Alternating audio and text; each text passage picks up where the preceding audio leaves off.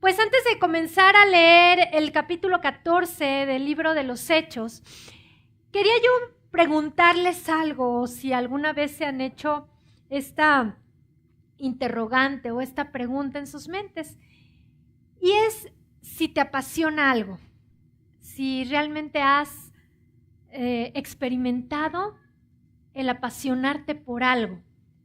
En los medios de comunicación y muchas veces entrevistan a famosos o actores o a gente que está en medios públicos y le dicen, bueno, ¿qué te apasiona, no? Y hay diferentes respuestas. La gente puede decir, mira, a mí me apasiona mi familia, me apasiona mi trabajo, me apasionan los autos o me apasiona el fútbol, ¿no? Y muchos pueden hablar de diversas pasiones en su vida. La Biblia claramente nos menciona que todos nosotros somos hombres sujetos a pasiones distintas. Pero precisamente el día de hoy quiero que veamos a la luz de la palabra de Dios y que observemos en el pasaje escritural cómo en el Nuevo Testamento, decía alguna vez un pastor, es imposible leer el Nuevo Testamento sin ver cómo estos hombres y mujeres de Dios estaban como electrificados dentro de ellos a la hora de compartir el evangelio de las buenas nuevas de las Escrituras. Eran hombres y mujeres como cualquiera de nosotros, pero que estuvieron dispuestos a dejar oficios, trabajos, su vida, a veces familias, viajar lejanas distancias para predicar la palabra con pasión. Algunos definen la pasión, me llamó la atención, como aquello que hace cantar tu corazón o aquello que corre dentro de tus venas fervientemente, algo que te apasiona. Decía en alguna ocasión una frase también que dijo un famoso músico que era Beethoven, y dice, mira, es posible desentonar una nota musical, pero es inconcebible tocar sin pasión, él decía. Y realmente al ver la Escritura y la palabra de Dios, al ver cómo predicaban el evangelio con esa pasión, con esa energía, con esa vida y con esas ganas de seguir adelante sin retroceder ni volver atrás, realmente se ve el poder del Espíritu Santo, como vimos desde Hechos capítulo 2, que los llevaba y los impulsaba a predicar de esta forma el evangelio. La vez anterior, el domingo pasado, nosotros dejamos a Pablo y a Bernabé en este mismo viaje, que era el primer viaje misionero, que dejaron la ciudad de Antioquía de Pisidia, recuerdan ustedes. Pero ¿por qué la dejaron esta ciudad? Porque los habían expulsado de esta ciudad. Habían predicado el evangelio con ese denuedo, con esa energía, con esa alegría, llenos del poder del Espíritu Santo, de tal manera que los que no habían creído, algunos judíos que hicieron, instigaron a mujeres distinguidas para convencer a sus esposos y expulsar a Pablo y a Bernabé de esta ciudad. No sé si alguna vez has tenido la experiencia de sentirte expulsado de cierto lugar. A lo mejor de algún colegio, alguna historia cercana, o de que te invitan a pasar a la salida. Es curioso esa sensación, ¿no? Pero algo muy interesante es la actitud que tomaron ellos ante esta situación o esta circunstancia en sus vidas. Ellos tenían una actitud con la cual mostraban que sus vidas estaban llenas del poder del Espíritu Santo. Pero a veces nos preguntamos, bueno, ¿qué es ser lleno del Espíritu Santo? Porque a veces pensamos o escuchamos la frase ser lleno del Espíritu Santo y pensamos que es únicamente experiencias místicas en nuestra vida. Y no es así. Vamos a ver cómo la palabra de Dios claramente habla de esa llenura del Espíritu Santo y de la demostración del poder de Dios y del Espíritu Santo a través de la vida de los apóstoles, pero se reflejaba en su vida cotidiana. Eso era bien importante. No eran nada más momentos místicos para su vida, sino era reflejado ese denuedo y ese poder en su vida cotidiana. ¿De qué nos habla esto? Que la llenura del Espíritu Santo va a mover nuestras vidas para que sea reflejado el poder de Dios en nuestras vidas cotidianas. De tal manera que esa pasión no es una pasión humana que surja de cualquier corazón, nada más porque estoy apasionado por algo más, sino que es una pasión que surge del corazón de Dios. Y de esa manera, en el corazón del hombre también empieza a mover algo de cierta manera que se manifiesta en la vida de cada persona. es reflejado en la vida de cada creyente de esta manera. Pero ¿cuál es ahora sí que el contraste de esa pasión? Una vida sin pasión, ¿cómo sería? Una vida que nada le apasiona o que nada le interesa, ¿cómo sería? Indiferente, con flojera. Cuando algo no te apasiona, ¿qué hacemos? ¿Te aburre? ¿Te fastidia? ¿Te desgasta? Esa es una vida sin pasión. ¿Cuántas veces hemos experimentado el estar desgastados en nuestra vida y experimentar también vivir sin pasión? Y realmente en esta mañana esa debe de ser nuestra oración. Dios, permíteme experimentar esa pasión que viene por el poder de tu Santo Espíritu. Y así como hombres y mujeres en el Nuevo Testamento manifestaban ese poder y esa pasión para poder ir, compartir la palabra, entregar sus vidas en todo lo que hacían, que sean encendidos nuestros corazones, que no queden en la indiferencia. Una vida sin pasión va a mostrar una indiferencia absoluta. Decía Martin Luther King que lo preocupante realmente no es la perversidad de los malos, lo preocupante es la indiferencia de los buenos. Conociendo la palabra de Dios, conociendo las verdades eternas, conociendo el evangelio de la gracia, lo preocupante sería que seamos indiferentes ante toda la maldad que se está presentando en el mundo. Seguramente en la semana no les es desconocido las noticias que tuvimos aquí en la ciudad de Metepec, como en el centro comercial, en un establecimiento, todo lo que hicieron un grupo de 12 maleantes durante la madrugada hace aproximadamente 3 días. Y muchos se asustan y dicen, ay, es que la inseguridad, es que todo lo que hay, pero realmente, más que preocuparse por eso, realmente lo preocupante sería la indiferencia de aquellos que conocen las verdades eternas y que es una perfecta oportunidad que tenemos para ser la sal en esta ciudad y la sal en esta tierra.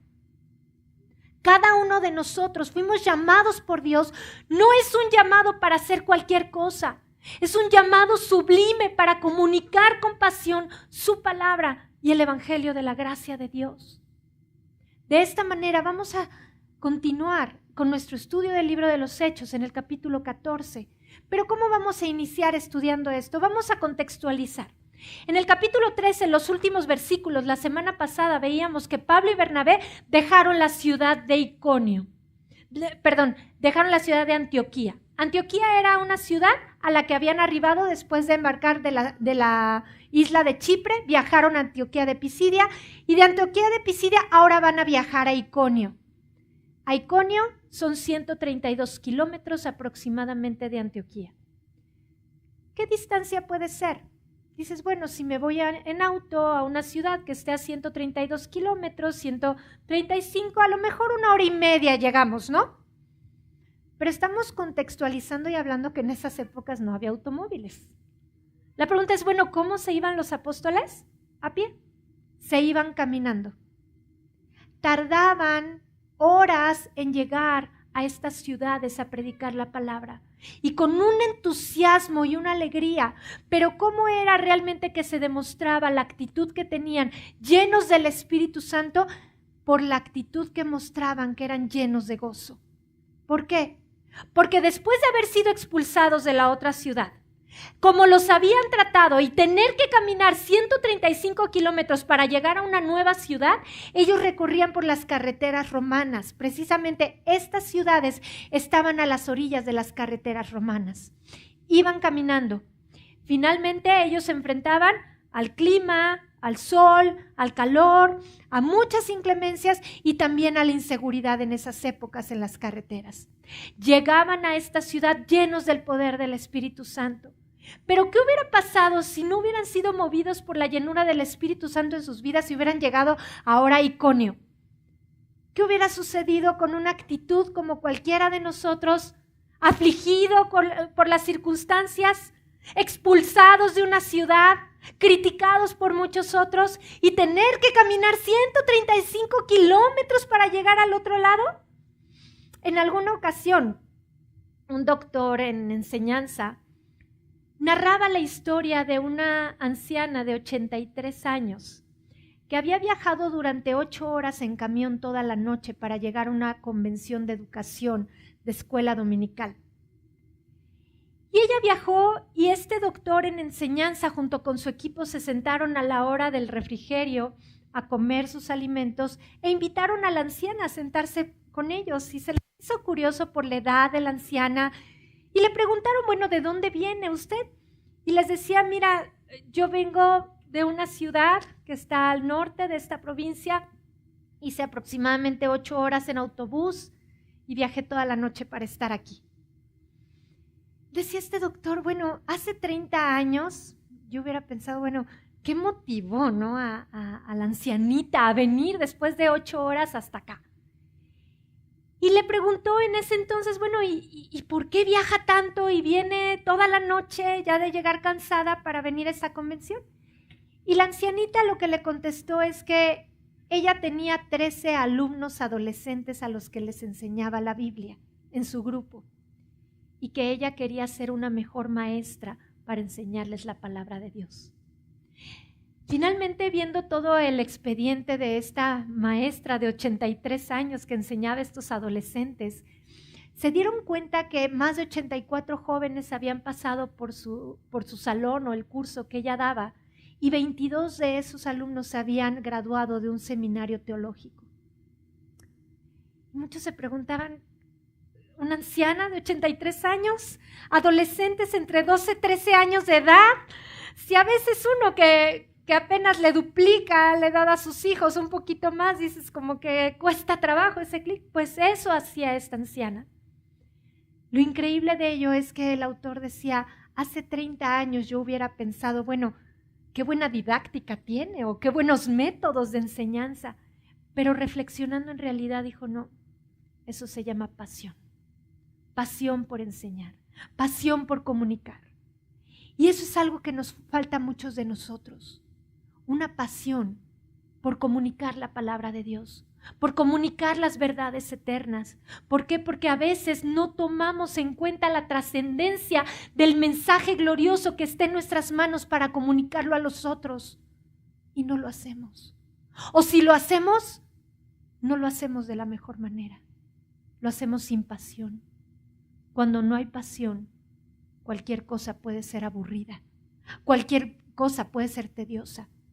Y en eso nosotros tenemos que aprender la pasión con la que hombres y mujeres dieron sus vidas, aún como mártires, para predicar la palabra. Dice precisamente en Hechos capítulo 14, versículo 1, aconteció en Iconio que entraron juntos a la sinagoga de los judíos. Y hablaron de tal manera que creyó una gran multitud de judíos y asimismo de griegos. Mas los judíos que no creían excitaron y corrompieron los ánimos de los gentiles contra los hermanos. Por tanto, se detuvieron allí mucho tiempo hablando con denuedo, confiados en el Señor, el cual daba testimonio de la palabra de su gracia, concediendo que se hicieran por las manos de ellos señales y prodigios, y la gente de la ciudad estaba dividida. Unos estaban con los judíos y otros con los apóstoles. Pero cuando los judíos y los gentiles, juntamente con sus gobernantes, se lanzaron a afrentarlos y apedrearlos, habiendo sabido, huyeron a Listra y a Derbe, ciudades de Licaonía, a toda la región circunvecina, y allí predicaban el evangelio. Entonces ya contextualizamos, llegaron de otra ciudad llamada Antioquía de Pisidia. Luego van ahora a esta ciudad Iconio, 135 kilómetros a pie. La pregunta es, yo creo que pudieron haber llegado exhaustos, ¿no? Cansados del camino. Pero aún así, con ánimos de entrar a la sinagoga y de predicar la palabra. Era un común denominador de ellos. Ciudad a la que iban, lo primero que hacían que era entrar a las sinagogas. Era su primera estrategia de evangelización, de predicar la palabra. Ahora, recuerden que en la sinagoga anterior de Antioquía de Pisidia los habían corrido y los habían expulsado. Entonces realmente ellos, llenos del poder del Espíritu, llegan a otra ciudad. ¿Y a dónde llegaron? A la sinagoga.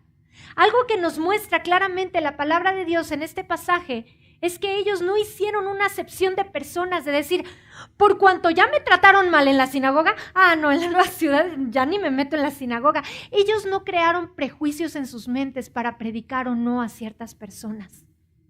sino que ellos fueron convencidos de que llevaban el mensaje más glorioso en sus manos y en sus labios para poderlo predicar. Y fueron de nuevo a una sinagoga. ¿Qué significa que no hicieron caso de sus prejuicios? Preguntémonos en esta mañana o en esta tarde, ¿cuántas veces nos detenemos de hacer algo por un prejuicio en nuestra mente y en nuestro corazón? Tenemos prejuicios hacia los demás. Y no solamente eso, predicaron a judíos en la sinagoga y dice que también se convirtieron griegos que eran gentiles. Entonces se convirtieron judíos y gentiles. ¿Esto qué significa? Que no hicieron diferencia entre ellos. Para ellos los gentiles y los griegos no significaba que eran cristianos de menor categoría. Para ellos tenían la misma importancia que Dios les daba. Por eso predicaron finalmente con ese denuedo en ese lugar, sin prejuicios y sin dar distinción de unos a otros. Una vez que empieza a mencionar Lucas precisamente en este pasaje, cuando habían entrado en la sinagoga de los judíos, en el versículo 1 vamos a observar ciertas frases que a lo mejor al leer a veces las escrituras no nos detenemos a observar. La observación es muy importante para poder estudiar las escrituras. Y dice así, hablaron, ¿cómo hablaron? De tal manera que creyó una gran multitud. Entonces, ¿qué significa? Que si las escrituras, la palabra de Dios, está diciendo que hablaron de tal manera, ¿qué podría significar eso? O sea, ¿de qué forma hablaron Pablo y Bernabé? Para que dijera, de tal manera hablaron que una gran multitud se convirtió. Muchos pensarían, no, wow, o sea, seguramente la oratoria de Pablo o su elocuencia o a lo mejor los métodos que utilizó en su forma de hablar para convencer fueron tales que se convirtieron. Pero realmente la palabra de Dios, al contextualizar la escritura, no nos menciona eso.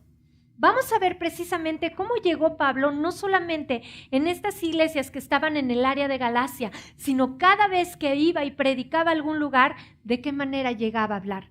Vamos a abrir nuestras Biblias ahora en 1 Corintios, capítulo 2, versículo 1. Yo no sé si algunos de los que estamos aquí hemos experimentado alguna vez el temor de hablar a otros el evangelio. A lo mejor parte de esos temores puede ser, muchos decían la pena, otros decían, híjole, es que tengo miedo a que me ridiculicen o a quedar mal o a que no crean. Pero ¿por qué son esos temores? Ellos enfrentaron estos temores, pero vamos a ver de qué manera lo enfrentó el apóstol Pablo. En el capítulo 2 de 1 Corintios, versículo 1 dice, así que hermanos, cuando fui a vosotros para anunciaros el testimonio de Dios, ¿cómo dice? No fui con excelencia de palabras o de sabiduría. Pues me propuse no saber entre vosotros cosa alguna, sino a Jesucristo y a este crucificado. Y estuve entre vosotros con debilidad y mucho denuedo, mucho temor y temblor. Y ni mi palabra ni mi predicación fue con palabras persuasivas de humana sabiduría, sino con demostración del Espíritu y de poder, para que vuestra fe no esté fundada en la sabiduría de los hombres, sino en el poder de Dios. ¿Cómo nos explica precisamente el apóstol Pablo al escribirle a los corintios en esta carta que llegó expresando y explicándoles el evangelio a ellos? Dice que no llegó con palabras de sabiduría humana. Entonces, ¿no era su gran oratoria? ¿No eran sus acervos académicos ni teológicos los que hicieron convencer a estas personas de que creyeran? No era eso, sino que dice que Pablo cómo se presentó ante ellos, ¿con qué? Con debilidad. ¿Cómo se identificó con cada uno de los que él predicaba el evangelio? Como una persona común y corriente, como cualquiera de nosotros, que tiene situaciones difíciles, que pasa por dificultades y que tiene debilidades también. ¿Por qué? Porque si alguien tenía de qué jactarse de todo lo que era, ¿quién era? El apóstol Pablo. Y no lo hizo. No fue su oratoria, no fue la confianza en él mismo lo que le dio esa habilidad de poder hablar de tal manera. Era el poder del Espíritu Santo encendiendo esa pasión dentro de su corazón, dentro de su vida, para decirles a ellos las palabras más importantes que podían escuchar, que era el mensaje glorioso de la gracia de Dios, del evangelio de su gracia. Eso era lo que pasó con el apóstol Pablo.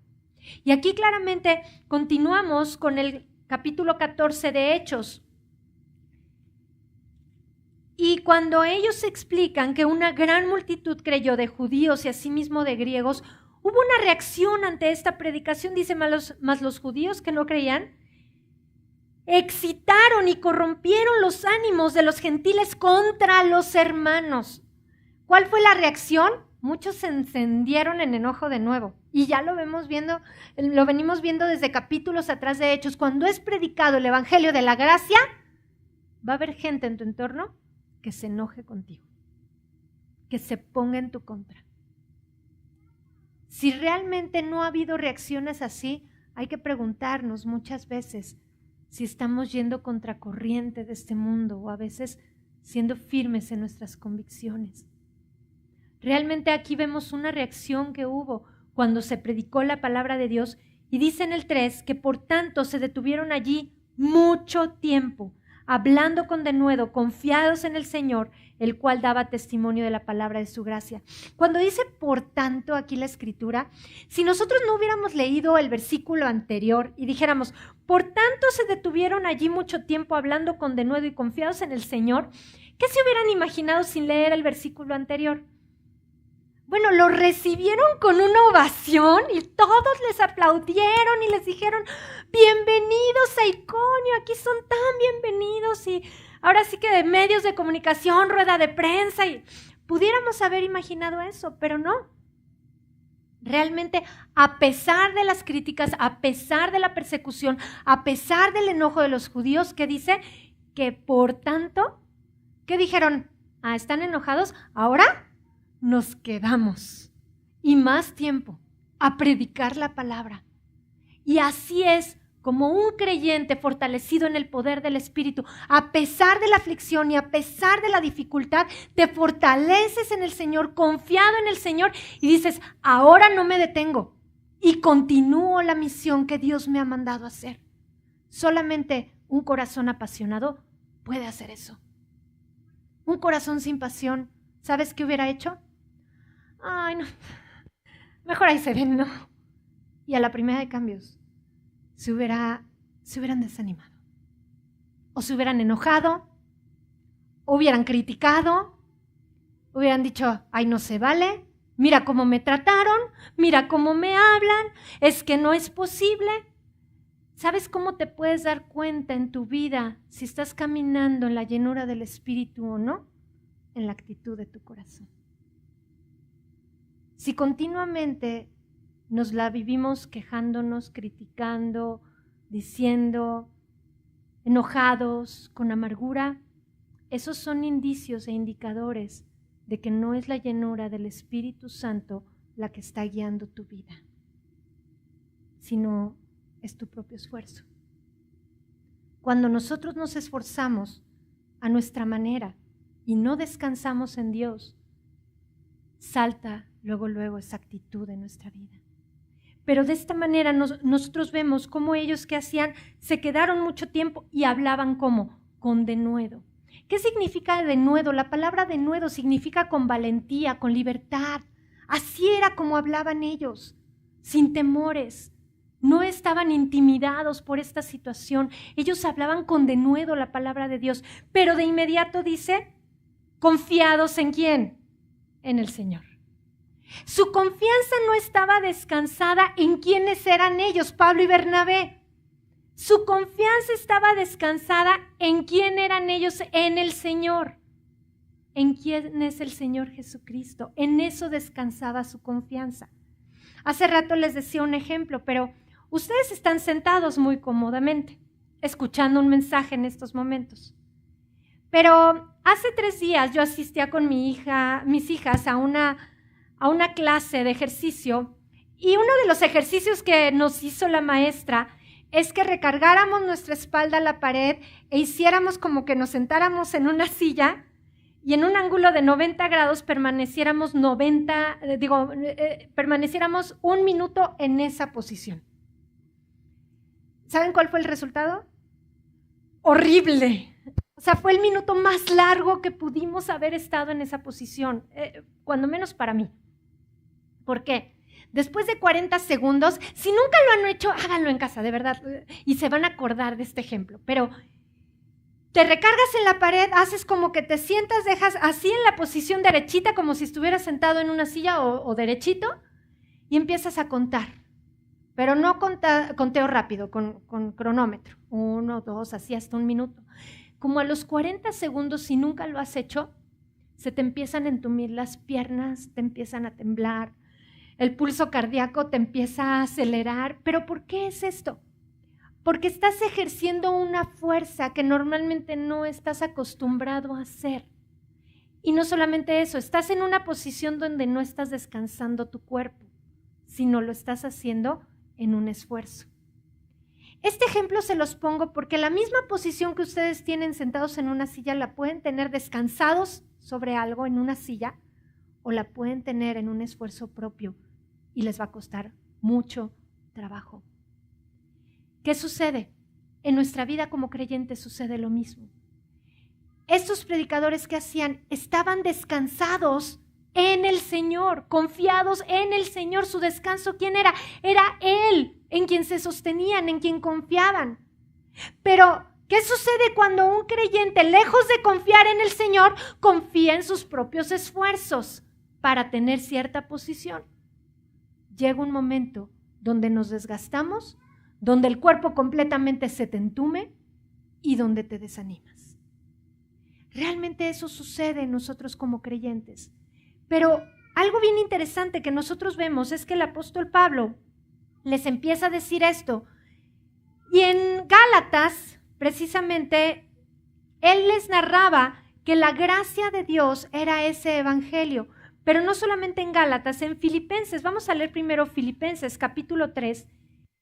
También él les narra precisamente cómo es que él ya no confiaba en él mismo. Él ya no descansaba su confianza en quién era él, sino él estaba confiando en quién es Jesucristo. Y dice así, Filipenses capítulo 3, versículo 3. Porque nosotros somos la circuncisión, los que en espíritu servimos a Dios y nos gloriamos en Cristo Jesús, no teniendo confianza en la carne. Aunque yo tengo también de qué confiar en la carne, si alguno piensa de que tiene de qué confiar en la carne, ¿qué les dice el apóstol Pablo? Pues yo más. Si leyéramos estos 2 versículos y has escuchado el término carne, normalmente cuando escuchas, es que en la carne voy a confiar, pues para muchos dices, qué carnal, ¿no? ¿Qué carnal es este hermano? O qué carnal era Pablo si confiaba en esos aspectos, pero dice, pero yo ya no voy a confiar en eso. Pero te viene a la mente carne, ¿y con qué asociamos carne? A lo mejor con pecados escandalosamente sociales. Y de inmediato nos viene Gálatas 5, ¿no? Las obras de la carne, que son ¿qué? Adulterio, fornicación, ira, maledicencia y una lista ahora sí que bastante larga y dice y cosas semejantes a estas, ¿no? Pero claramente en Gálatas 5 dice que esas son las obras de la carne. ¿Esto qué significa? La palabra obras, que está depuesto a la carne, significa que son el resultado ¿de qué? De la carne. Pero estos pecados de Gálatas 5 no son la carne en sí mismos, son obras de la carne. Es el resultado de estar viviendo mucho tiempo ¿en qué? En la carne. Ahora, ¿qué es la carne? El apóstol Pablo, aquí en Filipenses, donde estamos en el capítulo 3, empieza a narrar qué es la carne, precisamente en el versículo 5. Cuando dice, si alguno piensa de qué tiene que confiar en la carne, yo más. Circuncidado al 8º día, del linaje de Israel, de la tribu de Benjamín, hebreo de hebreos, en cuanto a la ley, fariseo, en cuanto a celo, perseguidor de la iglesia, en cuanto a la justicia que es en la ley, irreprensible. Pero cuantas cosas eran para mi ganancia, las he estimado como pérdida por amor de Cristo. Y ciertamente aún estimo todas las cosas como pérdida por la excelencia del conocimiento de Cristo Jesús, mi Señor, por amor del cual lo he perdido todo y lo tengo por basura para ganar a Cristo. Aquí el apóstol Pablo nos empieza a narrar que era la carne, porque dice, si alguien tiene de qué confiar en la carne, que dice, yo más. ¿Y qué les dice? Circuncidado al 8º día, hebreo de hebreos, del linaje de Israel. Y en cuanto a la ley, fariseo. La definición de la carne, inspirado el apóstol Pablo por el Espíritu Santo, ¿qué estaba diciendo? Que es todo aquello que implica la autosuficiencia de nuestras vidas y que no dependemos de Dios. Esto es la carne. Algunos dirían, son las credenciales de cualquier persona. ¿Quién eres? Es que si tú supieras con quién hablas y quién soy. Graduado de tal universidad, hijo de mi apellido tal. Algunos dirían, es como el pedigrí espiritual, ¿no? Del seminario teológico tal. Y todo eso, decía el apóstol Pablo, lo he estimado como pérdida. Y cuando usa el término basura, dice, y lo tengo por basura, la palabra basura para nosotros puede ser, pues es como un papelito que me encuentro y voy y lo tiro a la basura. No, la palabra basura en su original es estiércol. La pregunta es, ¿qué se hace con el estiércol? Digo, suena feo, pero es una realidad. ¿Qué se hace con el estiércol? Se desecha. Hasta ahora no he conocido a alguien en sus 5 sentidos consciente que se dedique a coleccionar estiércol en su vida, ¿no? O que diga, este estiércol lo voy a enmarcar y lo voy a colgar. No, ¿por qué? Porque habla del ego. Y ese ego lo consideraba el apóstol Pablo como un estiércol en su vida. El ego y la autosuficiencia en nuestra vida debemos de desecharlo. ¿Para qué? Para que la gloria de Dios realmente sea la que florezca a través de nuestras vidas y no nuestras credenciales, no nuestros títulos, no nuestro pedigrí, no nuestra forma elocuente de explicar algo, no, sino el poder de Dios. Decía, me fui delante de ustedes, que decía en Corintios, como no sabiendo nada más que a quién, a Jesucristo. Si alguien pudo darles clases de teología era Pablo. Pablo era un erudito de la ley, pero no se trataba de erudición. Se trataba de la sencillez del evangelio de la gracia. Y eso es bien importante entenderlo nosotros. ¿Por qué? Porque muchas veces el temor a hablar la palabra de Dios o el evangelio a otras personas es porque decimos, es que no conozco tanto de la Biblia, ¿qué le puedo decir? No, no se necesita eso. Dice precisamente en el versículo más adelante del capítulo 14 de Hechos, estamos en el versículo 3.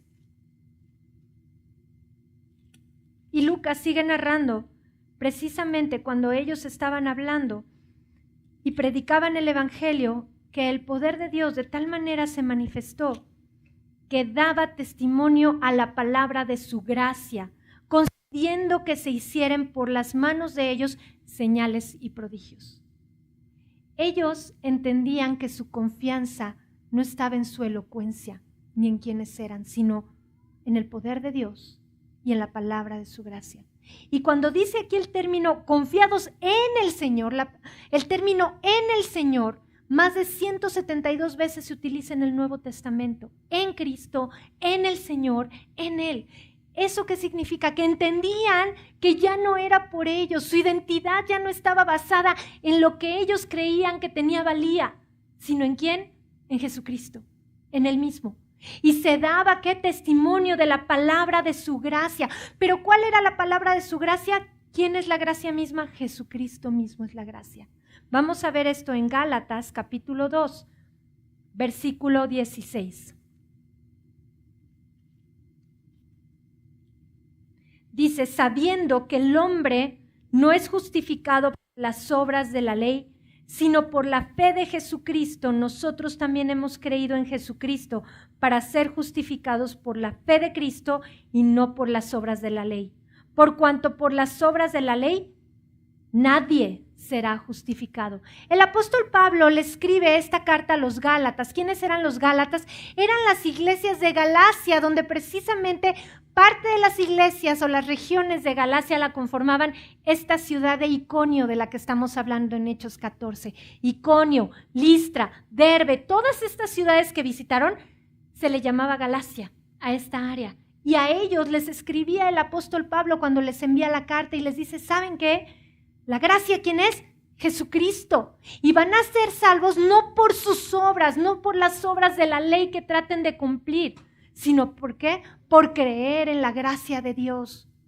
¿Y por qué era? Cuando tú lees todo el libro de Gálatas, de hecho sería muy bueno que en casa lo leyeran ahora en la semana, se van a dar cuenta que Dios dio la ley al pueblo de Israel. ¿Para qué Dios dio la ley? Dios la dio no para conocer a Dios, sino para que el hombre conociera el pecado. Dice, fue a causa de qué? De las transgresiones que fue dada la ley. Y precisamente al haber sido dada la ley, el ser humano es confrontado ¿con qué? Con su propio pecado. Ahora, ¿la ley es mala? No. Dice la palabra de Dios que la ley es santa, la ley es justa.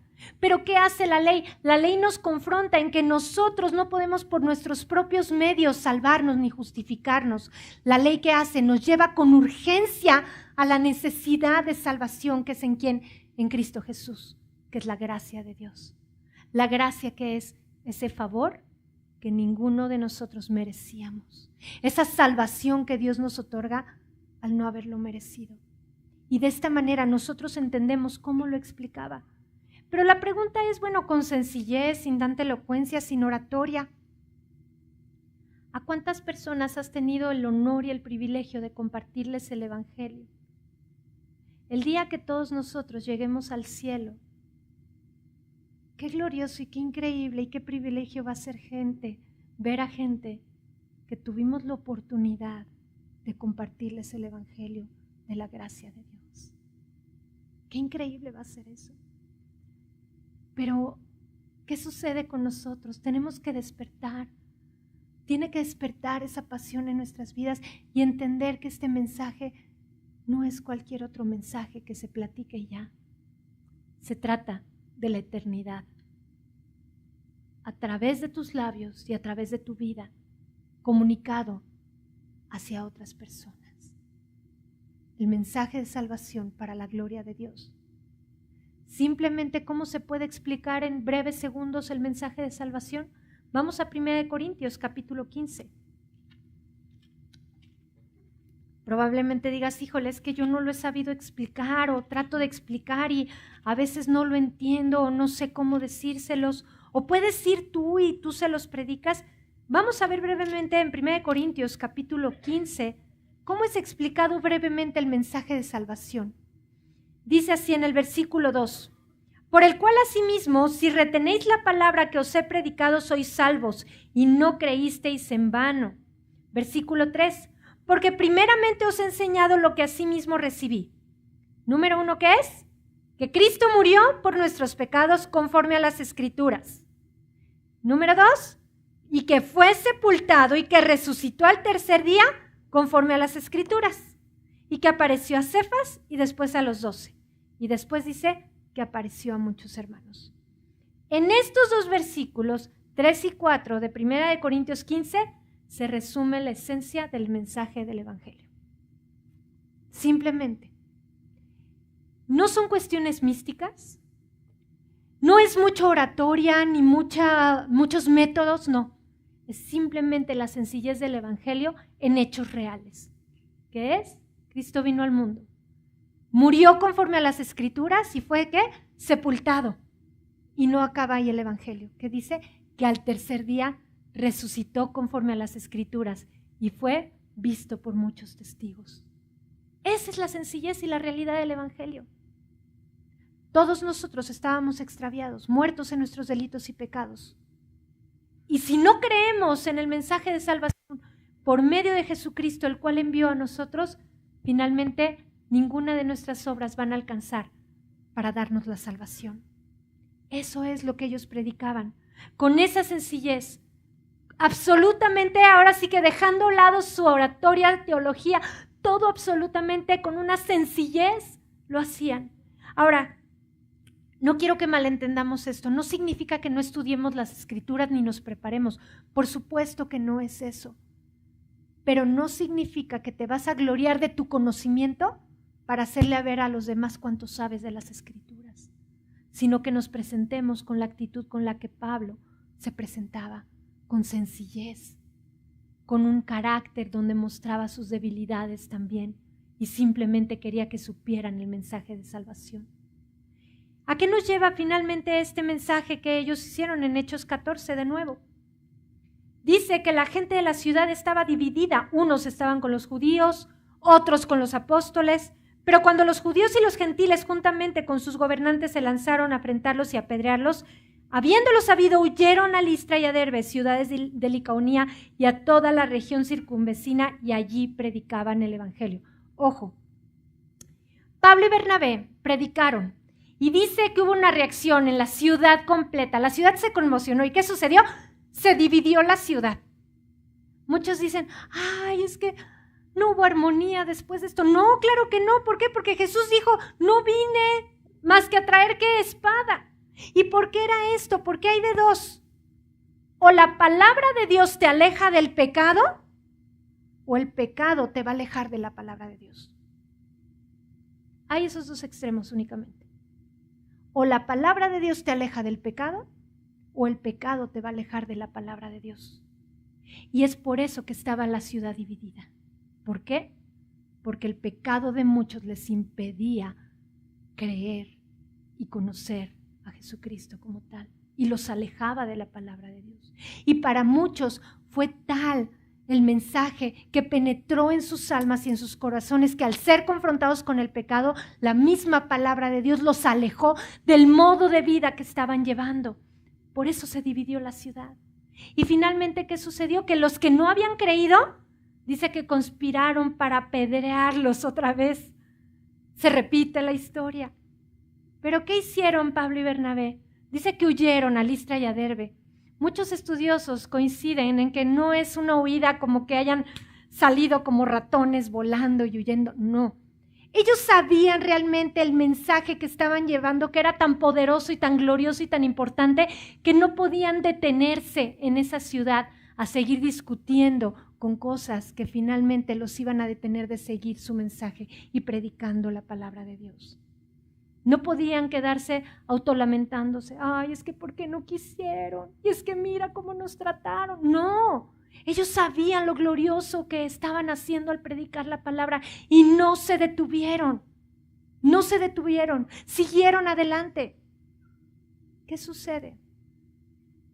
Las circunstancias del mundo, de la vida, Satanás quiere distraernos de tal manera y detenernos de tal manera que quiere que bajemos la guardia y que dejemos de apasionarnos por el mensaje más glorioso que Dios nos ha otorgado, que es el mensaje del Evangelio de la gracia de nuestro Señor Jesucristo.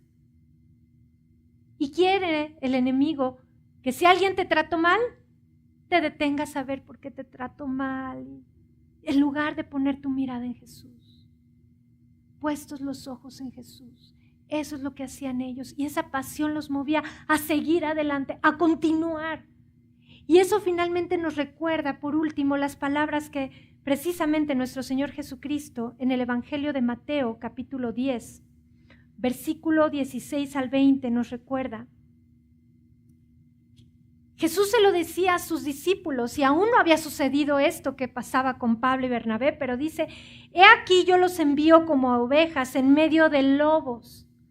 No dice, los voy a enviar como ovejitas nada más en lugares preciosos donde los traten tiernamente y lindo. No, en el mundo íbamos a tener aflicción, dijo, pero confiad, ¿verdad? Dice, en medio de lobos, sed pues prudentes como serpientes y sencillos como palomas. Y guardaos de los hombres porque os entregarán a los concilios y en sus sinagogas os azotarán.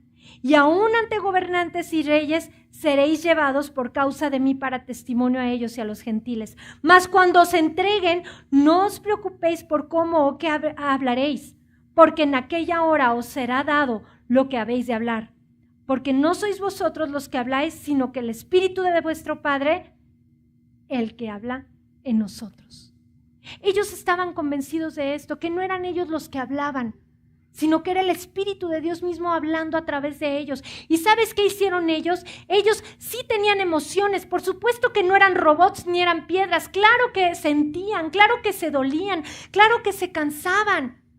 Pero eso no sobrepasó el poder de Dios en sus vidas. ¿Por qué? Porque no se dejaron llevar por sus emociones. Imagínense si Pablo y Bernabé en estos momentos se hubieran dejado llevar por un momento emocional y hubieran dicho, es que otra vez ya no nos quieren, es que no, mira cómo nos están tratando. Imagínense que se hubieran llevado por sus emociones, hubieran dejado y hubieran tirado la toalla a medio viaje misionero y con permiso y ahí nos vamos. ¿Cuántas veces como creyentes estamos tentados a volvernos atrás, a desistir, a renunciar? Pero tenemos que estar convencidos del llamado sublime y glorioso que Dios nos dio en esta tierra. Estamos convencidos que cada vez los tiempos son más difíciles, pero ¿sabes qué? Somos la sal de esta tierra, de esta ciudad, para ir allá afuera y ser la sal y compartir el mensaje más glorioso que nos fue dado, el mensaje de salvación. No somos sal para venir al salero y estar bien contentos aquí en la iglesia como si hiciéramos fiestas de luz y estamos bien contentos, somos muchos y no. Aquí venimos a ser fortalecidos por la palabra de Dios, a ser preparados para ir afuera y llevar el mensaje más glorioso que tenemos en nuestras vidas que darle a los demás por la gracia de Dios. ¿De qué se trata? Se trata de vidas transformadas por la gracia de Dios, llevando un mensaje que transforme por la gracia de Dios más vidas. De eso se trata. Realmente esa pasión es la que nos puede llevar a entender que no se trata de nosotros mismos, se trata de la obra de Dios en nuestras vidas. Y que finalmente esa obra gloriosa de Dios se cumple en el propósito de la predicación del Evangelio. Decía un autor que se llama Alex Montoya, la predicación es apasionante porque tiene que ver con la misma naturaleza de Dios y la expresión de su amor por la humanidad. La pregunta es, ¿estamos apáticos, indiferentes? ¿Nos da flojera abrir nuestras Biblias? ¿Nos da flojera orar? ¿Nos da flojera seguir avanzando en el conocimiento de Dios? ¿Estamos indiferentes?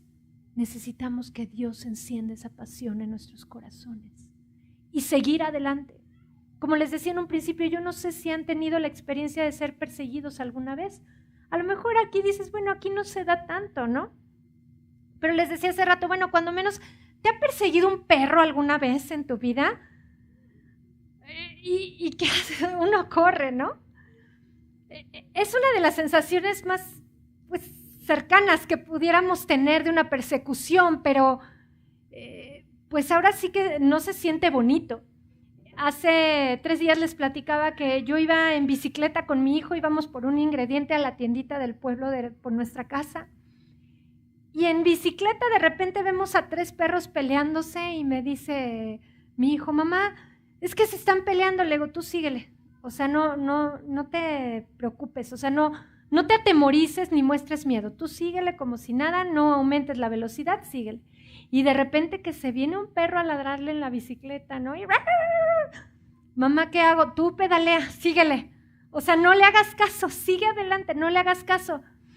Y es que mamá, si no te va a morder, no le hagas caso, sigue adelante, ¿no? Y de repente ya le digo al perro, no, y ya se detuvo, ¿no? Y seguimos adelante. Pero así es en la vida del creyente. Vamos a experimentar persecuciones, críticas, adversidades, vamos a experimentar tropiezos, muchas veces persecución, sí. Pero ¿saben que el Espíritu Santo te dice, síguele, pedaléale? O sea, no te detengas, no tengas temor, adelante. O sea, estoy contigo. ¿Por qué? Porque si por un momento nos detenemos o dejamos a un lado, ahora sí que la bicicleta o nos paramos, se te viene encima el perro, ¿a poco no? Y hasta te anda mordiendo. ¿Y sabes qué? Dios no nos ha dado un espíritu de cobardía, sino de poder, de amor y de dominio propio. Somos el cuerpo de Cristo. Cristo viene por su iglesia. Y cada vez es más cercano el tiempo en el que Él viene por nosotros. Y Dios está preparando una iglesia pura y sin mancha delante de Él. Eso sin duda, Él se comprometió consigo mismo.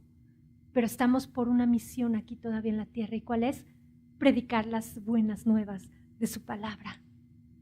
Pero si las predicamos aburridas, si predicamos sin pasión, si predicamos indiferentes, si hablamos la palabra de Dios ahora sí que sin ese gusto, la gente finalmente va a decir, pues, qué bueno. Si ni a ti se te ve la emoción ni crees en ello, ¿cómo esperas que yo pueda creer? Entonces, pidamos a Dios que si de alguna manera esa pasión se ha ido apagando, que le encienda ese fuego dentro de nosotros, ese don que hay dentro de nosotros. ¿Para qué? Para compartir la palabra de Dios, llenos del Espíritu Santo, llenos de su palabra. Padre Celestial, en el nombre de tu Hijo Jesucristo, gracias. Gracias porque es un privilegio estar reunidos sabiendo que es para la gloria de tu nombre y estudiando tu palabra. Señor, sin duda no existe mensaje más glorioso y más sublime que el mensaje del Evangelio de tu gracia. Entender que tú encarnaste y veniste a este mundo para andar entre nosotros. Señor, para dar tu vida en rescate por todos nosotros, que moriste conforme a las Escrituras y fuiste sepultado, y también resucitaste al tercer día para darnos vida, y muchos testigos lo vieron.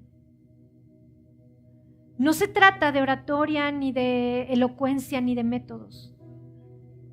Se trata de conocerte a ti. No se trata nada más de conocer mucho la palabra y la Biblia. Se trata que a través de tu palabra y de la Biblia te conozcamos a ti.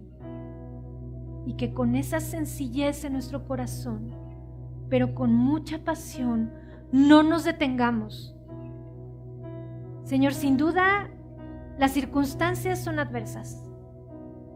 Sin duda, en nuestra vida estaremos viviendo muchos de nosotros circunstancias que nos quieran desanimar, que quieran que tiremos la toalla a la primera de cambios y decir, ya, me desgasté y me cansé.